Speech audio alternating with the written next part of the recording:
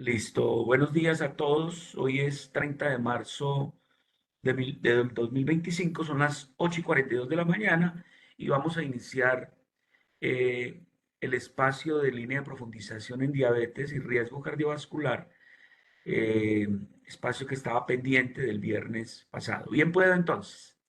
Comenzamos. Compartamos pantalla y el tiempo es de ustedes.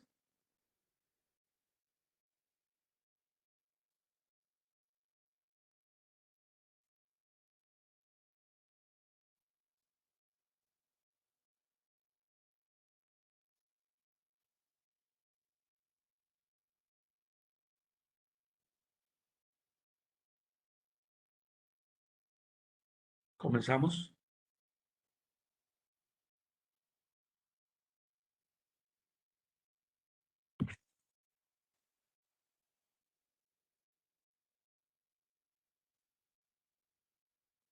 Aló. Doctor, ya lo comparto, ¿sí? Dale. Dale.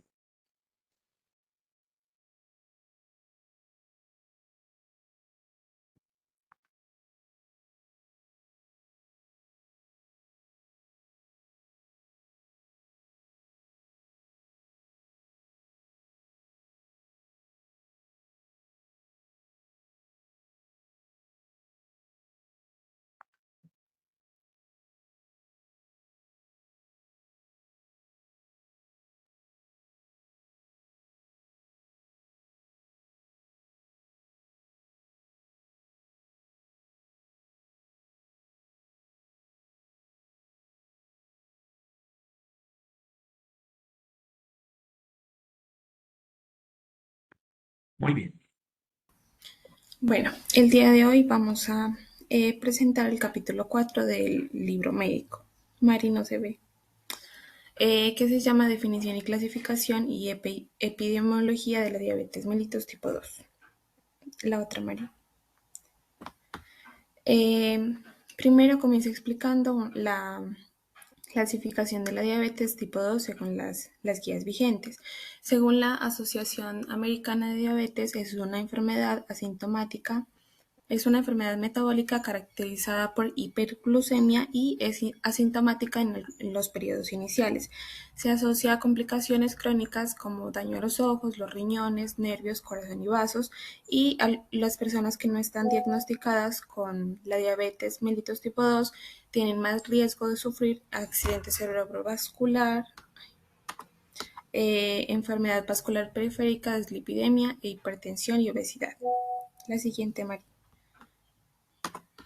También encontramos una definición del Dr. Duque. Es una enfermedad crónica, progresiva, incurable, pero controlable. Tiene varias etiologías, tiene una relación directa con la obesidad e inflamación crónica, ya que como veíamos, cuando las personas son obesas, se encuentran en un estado de inflamación. Hay una disfunción en las células beta y alfa pancreáticas, hay alteraciones en el sistema incretínico, en la reabsorción renal de glucosa, también, como habíamos venido hablando, hay una disbiosis intestinal. La siguiente, María. Según la ADA, la clasificación de las diabetes es diabetes tipo 1, diabetes tipo 2, diabetes gestacional y otros tipos específicos. Como nos damos cuenta, eh, en mayor cantidad se encuentra la diabetes tipo 2. La siguiente, Mari. Como sabemos, la diabetes tipo 2 no es autoinmune, hay una pérdida progresiva de la secreción de insulina, está asociada a la resistencia, hay una relación con el síndrome metabólico y la obesidad y está influenciada por factores genéticos y ambientales como la obesidad. Tradicionalmente se ha asociado la diabetes con adultos, pero puede presentarse en cualquier grupo etario. La siguiente. Eh, según la, según la Asociación Americana de Endocrinología Clínica, se caracteriza por la resistencia a la insulina, hay una deficiencia relativa, eh, encontramos diferentes grados de resistencia a la insulina y encontramos que hay una alta relevancia de factores genéticos y ambientales y hay mayor prevalencia, Se me fue la internet. Hay mayor prevalencia en afroamericanos, hispanos y poblaciones no europeas. La siguiente, María.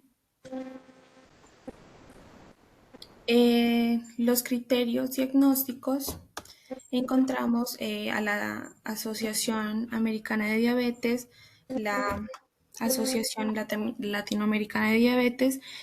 Para diagnosticar este tipo de diabetes debemos encontrar una hemoglobina glicosilada mayor o igual a 6,5, la glucosa en ayunas mayor o igual a 126 miligramos sobre decilitro, la glucosa a 2 horas postcarga mayor o igual a 200 miligramos sobre decilitro, la glucosa plasmática aleatoria mayor a 200 miligramos sobre decilitro, y si hay hiperglucemia evidente hay que confirmar con pruebas repetidas. La siguiente, María. ¿Cuál es la posición de la Federación Internacional de Diabetes sobre la definición de hiperglucemia intermedia y diabetes tipo 2 recientemente publicada?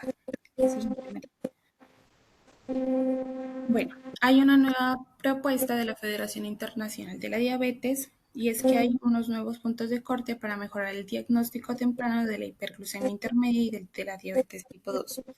Se sugiere usar la glucosa plasmática a la hora durante la prueba de tolerancia oral a la glucosa como marcador más sensible de la glucosa en ayunas o a la de las 2 horas. Esta medida permitirá identificar personas que desarrollen diabetes mellitus tipo 2 antes y prevenir complicaciones. Aquí tenemos los puntos clave. Si tenemos un resultado mayor o igual a 155 miligramos sobre decilitro, la clasificamos como una hiperglucemia intermedia, es decir, que tiene un alto riesgo de desarrollar este tipo de diabetes. Y si es mayor a 209 miligramos sobre decilitro, la clasificamos con una diabetes tipo 2 confirmada. La siguiente, María. ¿Qué hacer cuando encontramos estos resultados? Si a la hora nosotros encontramos un resultado mayor a 155, se recomienda cambios en el estilo de vida y se debe llevar a cabo programas de prevención de la diabetes. Y si tenemos un resultado mayor a 209, se considera, como ya lo habíamos dicho, la diabetes tipo 2 y requiere pruebas confirmatorias. La siguiente, María. Bueno, aquí encontramos una tabla con las principales diferencias entre la diabetes tipo 1 y la diabetes tipo 2. En la diabetes tipo 1, la causa principal es autoinmune, hay una destrucción de las células beta, y en la tipo 2 hay una resistencia a la insulina o una secreción deficiente. En el tipo de deficiencia, en la diabetes tipo 2, en la diabetes tipo 1 es una deficiencia absoluta de insulina y en la diabetes tipo 2 hay una relativa a la insulina. El inicio típico de la diabetes tipo 1 comienza en la infancia o en la adolescencia y en la diabetes tipo 2 es más común observarla en la edad adulta. Entre los factores asociados tenemos que en la diabetes tipo 1 está relacionado con la genética y la autoinmunidad y en la tipo 2 con malos estilos de vida como la obesidad, el sedentarismo y la predisposición genética. La siguiente, Mari. La presentación de los síntomas en la diabetes tipo 1 es súbito, es decir, rápido.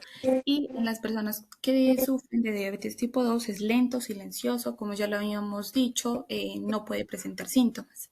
Los síntomas comunes en la diabetes tipo 1 es la poliuria, polidipsia, pérdida de peso y la fatiga. Y en las personas que sufren de diabetes tipo 2 es asintomática, leve, fatiga y visión borrosa. La detección común en la diabetes tipo 1 se da por los síntomas clínicos, que ya los mencionamos, y en la diabetes tipo 2 generalmente en controles de rutina o porque la persona ya presenta complicaciones.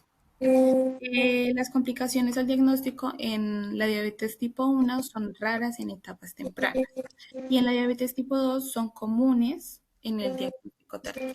La siguiente, Mari. ¿Cuáles son los principales factores de riesgo epidemiológicos asociados con el desarrollo de la diabetes tipo 2? Primero es la obesidad y el sobrepeso. Es el principal factor de riesgo para desarrollar la diabetes. La obesidad abdominal está estrechamente relacionada con la resistencia a la insulina. Un índice de masa corporal elevado significativamente pues tiene un alto riesgo de desarrollar la diabetes mellitus tipo 2.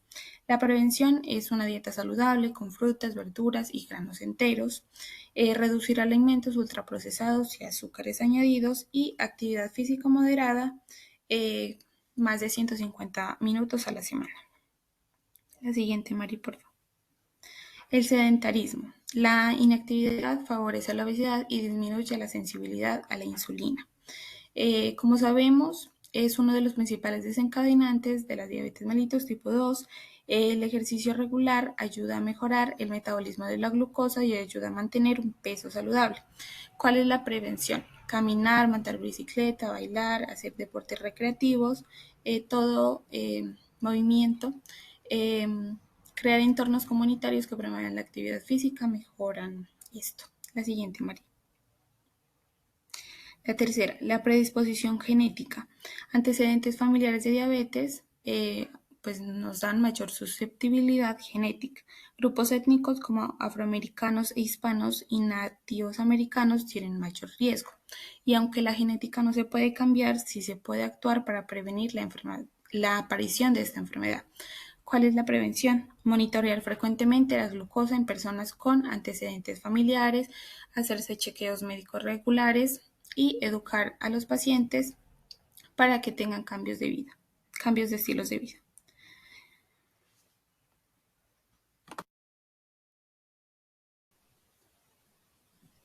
Bueno, ahora vamos a hablar de la epidemiología. La diabetes mellitus tipo 2 es uno de los mayores problemas de salud pública en América Latina, en donde tenemos que va a estar asociado con factores como la urbanización, el sedentarismo, una dieta no saludable y el envejecimiento poblacional. Estos factores pues van a explicar por qué cada vez más personas van a ser diagnosticadas con diabetes tipo 2. Ya según la OPS en 2024 tenemos que actualmente 112 millones de adultos viven con diabetes en Latinoamérica, lo que representa el 13% de la población adulta en comparación con 1990 que solo era del 7%. En el Caribe la situación pues va a ser más crítica ya que tiene una prevalencia del 20% y en algunos países 1 de cada 5 adultos tiene diabetes. Además, pues 43 millones de personas mayores de 30 años que viven con esta enfermedad no van a recibir tratamiento adecuado, lo que va a incrementar el riesgo de complicaciones graves, como lo que son una ceguera o amputaciones o pues ya enfermedades cardiovasculares. Además, va a haber una prevalencia actual de diabetes donde el crecimiento va a estar directamente relacionado con estos factores que son el aumento de la obesidad, la inactividad física y una alimentación no saludable. Ya lo que son datos específicos en Colombia, tenemos que la prevalencia nacional de diabetes tipo 2 en adultos se encuentra entre el 7.4 y el 7.8%. Va a ser más frecuente en lo que son las zonas urbanas con un 8.5% que en las rurales que es un 5.6%, lo que pues va a reflejar el impacto del estilo de vida urbano. Además va a afectar más a las mujeres con un 7.9% que a los hombres con un 6.8%. Hasta un 80% de los pacientes con diabetes tipo 2 presentan otras enfermedades crónicas asociadas que se conocen como comorbilidades y estos se encuentran entre la hipertensión arterial con un 45%, las dislipidemias que afectan al 30% de los pacientes y la obesidad con una prevalencia del 58%. Ya en cuanto a la diabetes gestacional, tenemos que se estima el 6 y 8% de los embarazos. Además, tiene unos factores de riesgo que van a incluir tener más de 30 años, presentar sobrepeso u obesidad y tener una historia familiar de diabetes tipo 2. Además, es importante resaltar que la diabetes gestacional no solamente representa un riesgo durante el embarazo, sino que va a aumentar la probabilidad de que la madre desarrolle diabetes tipo 2 en el futuro, que además puede afectar la salud del bebé. Bueno, en cuanto a las disparidades por grupos demográficos, tenemos que es importante entender que la diabetes no afecta a todas las personas por igual, sino que existen diferencias claras en cuanto a la prevalencia, diagnóstico y acceso al tratamiento, según factores como edad, nivel socioeconómico, lugar de residencia y grupo étnico. Entonces, en cuanto al grupo étnico, tenemos que personas de origen latino, afrodescendiente o indígena tienen mayor riesgo debido a estos factores que son factores genéticos, estilos de vida influenciados por la pobreza estructural y barreras en el acceso a servicios de salud. Además, estas poblaciones tienen más dificultades para mantener un control glucémico adecuado. Bueno, antes se creía que la diabetes tipo 2 solamente se asociaba con adultos mayores, pero hemos visto en los últimos años que hay un aumento en casos de adolescentes y niños. Y bueno, va a estar asociado con factores de riesgo. Bueno, esta condición va a representar mayores riesgos, ya que por un lado hay complicaciones que aparecen más rápido y por otro hay una mayor carga de enfermedad a lo largo de toda la vida. Y ya lo que es el impacto socioeconómico, tenemos que las personas de bajos ingresos tienen una mayor probabilidad de padecer diabetes tipo 2 debido a que tienen un menor acceso a alimentos saludables, tienen dificultades para acceder al sistema de salud y tienen una mayor exposición al estrés crónico debido a sus condiciones de vida, ya que son condiciones más difíciles. Todo esto va a favorecer, bueno, va a generar un ciclo negativo donde la pobreza favorece la enfermedad y a su vez la enfermedad profundiza la pobreza. Y bueno, ya para concluir, como hemos podido ver, la diabetes, pues digamos que se ha convertido en una epidemia silenciosa, donde pues es necesario enfrentarla, en donde podemos hacer una mejora en el tamizaje y diagnóstico temprano, en donde podemos ampliar el acceso a educación, nutrición y ejercicio, donde se pueden crear políticas públicas enfocadas en las poblaciones más vulnerables. Y ya estas son las referencias. Muchas gracias.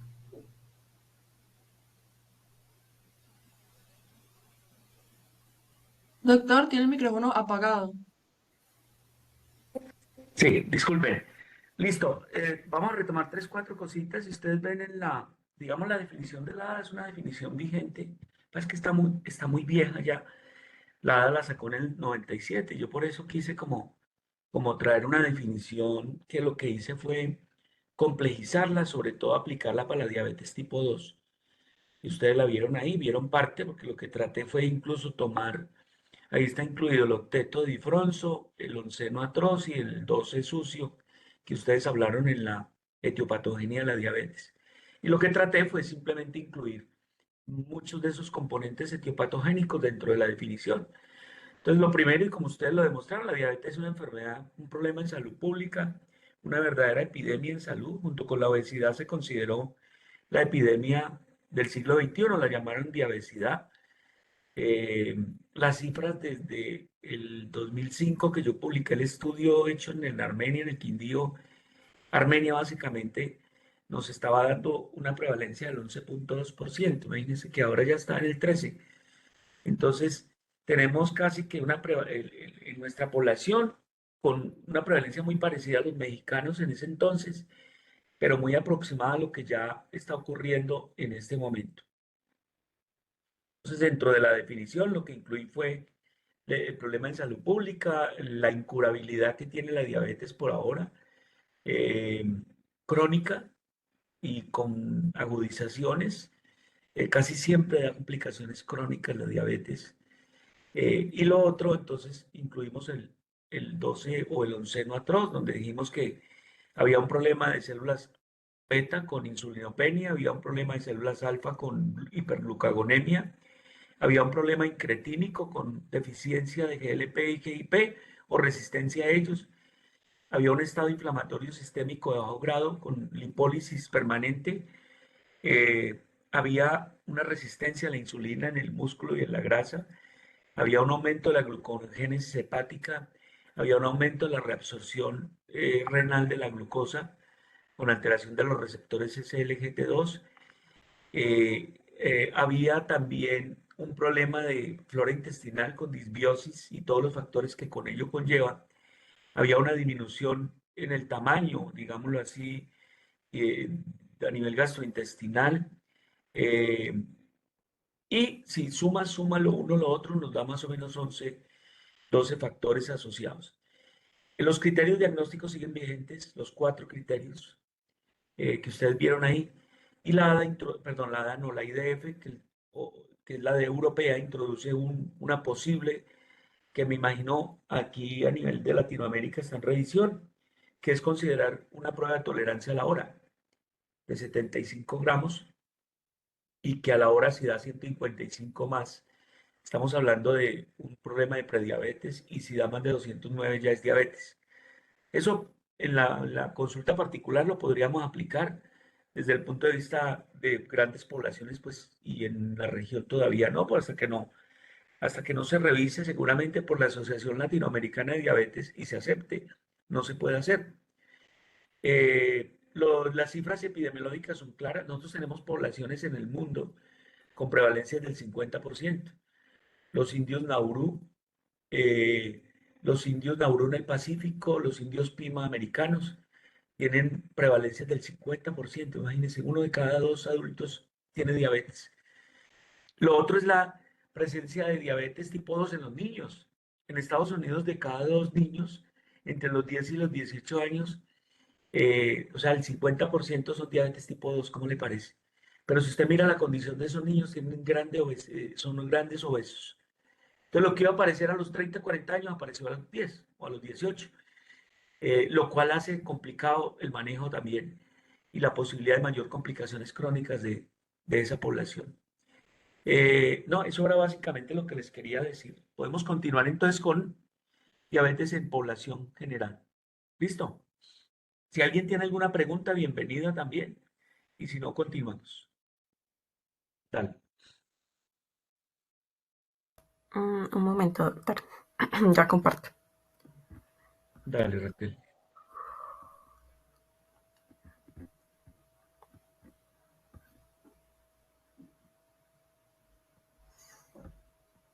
Bueno, este es el capítulo 7, nombrado como evitar problemas de salud si tengo diabetes. Y pues en el documento orientador se mencionaban estos puntos. Empezando con el cuidado para los pies, la piel y los ojos. Pues acá hay una breve introducción y se empieza especificando como la lista para indicarle al paciente pues de cómo cuidar sus pies para evitar las complicaciones crónicas. Pues acá se menciona, pues no los voy a leer, son 7 recomendaciones generales.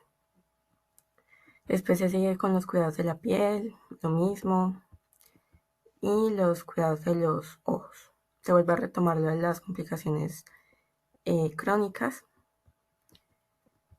y pues se finaliza ya como con una imagen que me generó ChatGPT para...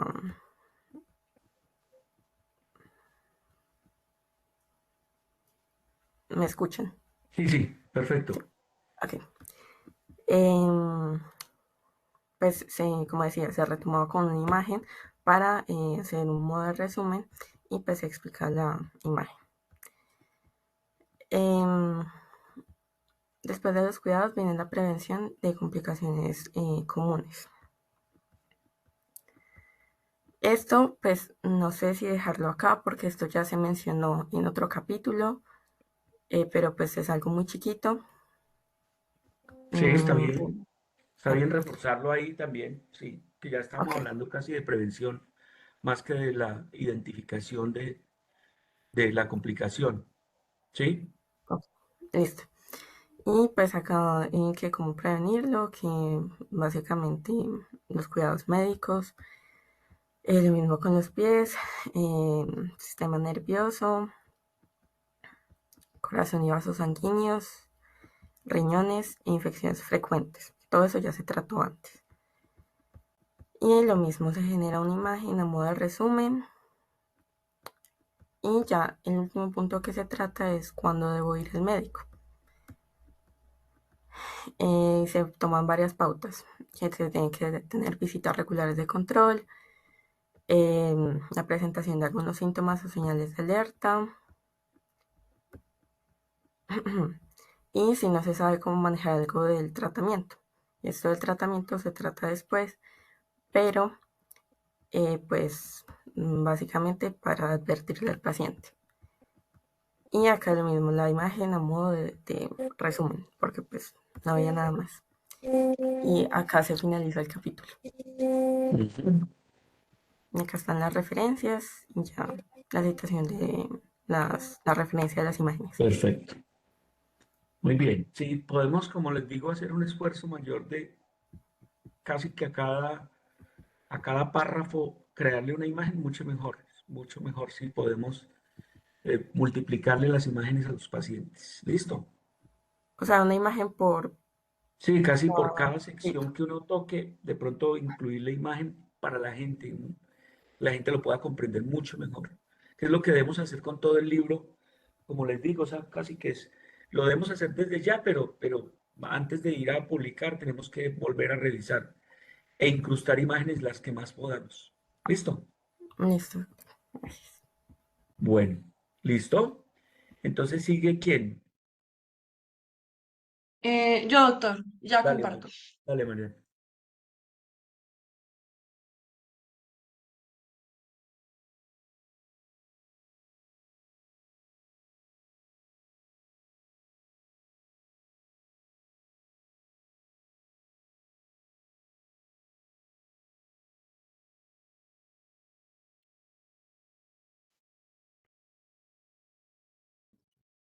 Bueno, a mí me corresponde el caso clínico. Este es de afasia como debut de estado hiperosmolar hiperglicémico. Entonces, mm, bueno, el estado hiperosmolar hiperglicémico, conocido como EHH, es una complicación metabólica severa que ocurre principalmente en pacientes con diabetes tipo 2, especialmente cuando son adultos mayores. Aunque es menos frecuente que la cetoacidosis diabética, su mortalidad es mayor, con tasas entre 10 y 20%. Clínicamente se caracteriza por niveles de glicemia superiores a 600 miligramos por decilitro, osmolaridad mayor a 320 miliosmoles kilogramo, ¿sí? Se lee así. pH mayor a 7.3 y presencia de cetonas. Las manifestaciones neurológicas más comunes incluyen alteración del estado de conciencia, convulsiones y movimientos anormales. Sin embargo, en este caso, el paciente presentó un síntoma focal poco común, afasia. ¿Qué es la afasia? La afasia es un trastorno del lenguaje que ocurre cuando se dañan áreas del cerebro encargadas de la comprensión y la producción del habla, usualmente en el hemisferio izquierdo. Esto pues puede afectar la capacidad para hablar, entender, leer o escribir. En el caso que vamos a ver, pues se trató de una afasia no fluente, en la que el paciente tenía dificultad tanto para hablar como para comprender órdenes. Bueno, el paciente es un hombre de 66 años de edad con antecedentes de hipertensión arterial controlada con enalapril. Mientras caminaba con su esposa, presentó súbitamente dificultad para hablar y para comprender órdenes. Lograba seguir instrucciones simples, pero con limitaciones. Además, tenía una debilidad leve en el hemicuerpo derecho, aunque podía seguir caminando y mover objetos con cierta dificultad. Entonces, ante esta sintomatología, se activó el protocolo de ACV por sospecha de infarto cerebral, cerebrovascular y pues se realizaron neuroimágenes que incluyen el TAC, el angio-TAC y la resonancia magnética. Ninguno de esos estudios mostró lesiones isquémicas ni obstrucciones vasculares. Cuando vemos los laboratorios, encontramos su glicemia de 936 miligramos por decilitro elevada, una osmolaridad de 331 miliosmoles por kilogramo. Ahí va cumpliendo los requisitos que nombramos anteriormente. Tiene las cetonas plasmáticas positivas, un pH de 7.37 elevado, una creatinina de 3 y una natremia corregida de 143 mil equivalentes litro. Entonces, ante esto, pues se descarta la trombólisis y se inicia tratamiento con hidratación y perfusión de insulina. En 48 horas, los síntomas neurológicos desaparecieron completamente. Y se da de alta al día 10, con control de glicemia mejorado y terapia con insulina NDPH, con metformina. La NPH porque es una insulina de acción intermedia que ayuda a mantener los niveles de glucosa estables a lo largo del día. Y pues si se combina con la metformina, eso ayuda a mejorar el control metabólico. Aparte de esto, se le realizó un electroencefalograma y que salió completamente normal, entonces pues fue dado de alta. Entonces, en la discusión, pues, este caso pues muestra que un estado hiperglicémico hiperosmolar puede simular un accidente cerebrovascular y la presencia de afasia como síntoma inicial es muy inusual, pero pues debe considerarse ya que el tratamiento entre un ACV isquémico em, y un estado hiperosmolar hiperglucémico son muy diferentes. Entonces, pues se proponen varios mecanismos fisiopatológicos que podrían explicar la sintomatología. Entre ellos, pues tenemos la hipoperfusión cerebral y la alteración en la autorregulación vascular, la ruptura de la barrera hematoencefálica y el daño celular por migración de agua, la actividad, la actividad convulsiva focal como causa de afasia, que pues eso se descartó, y el desbalance metabólico que reduce el umbral convulsivo, asociado a deshidratación y desmoralidad elevada. Un manejo adecuado es una hidratación intensiva, la corrección de la glicemia y pues tratar los desequilibrios electrolíticos. Para este caso no se requiere antiepilépticos, salvo que haya una evidencia clara. Aquí están los resultados, la resonancia magnética y el electroencefalograma, que se le realizó 3 meses después. Salió completamente normal todo. Y esas son las referencias. Gracias. ¿Dónde fue publicado este artículo? Acuerde que idealmente siempre que vamos a presentar el artículo decimos nombre del título, nombre de los autores, revista de publicación, un poquito la calificación de la revista y esas cosas, que siempre es bueno saber de dónde están sacando las cosas. Sí, señor. Lo primero que uno debe pensar en un paciente que hace un cuadro neurológico con signos de focalización, como fue este paciente que presentó afasia y presentó hemiparesia, es que el paciente está haciendo un accidente cerebrovascular. Si antes de entre las 24 y las 48 horas el cuadro se resuelve, uno lo primero que debe pensar es que el paciente está no haciendo un estado oclusivo, trombótico, ni embólico, ni hemorrágico, sino que seguramente el paciente hizo una isquemia cerebral transitoria, hasta que se demuestre lo contrario. Digamos que acá lo que quisieron fue buscar la asociación entre hiperglicemia severa con estado hiperosmolar y manifestaciones propiamente neurológicas de focalización. Yo no creería, ese paciente seguiría pensando que ese paciente tiene una enfermedad vascular cerebral, más que sea la hiperglicemia con todos los cambios fisiopatológicos que eso puede dar en la causante del cuadro focal. Ellos lo quisieron enfocar como un cuadro neurológico, pero como una especie de, cuando el paciente hace un síndrome mental orgánico y al final uno lo que demuestra es que si el paciente mejora su condición orgánica, biológica, bioquímica, funcional, las manifestaciones neurológicas mejoran. En este caso, el paciente lo que quisieron demostrar fue eso porque la resonancia mostró normalidad.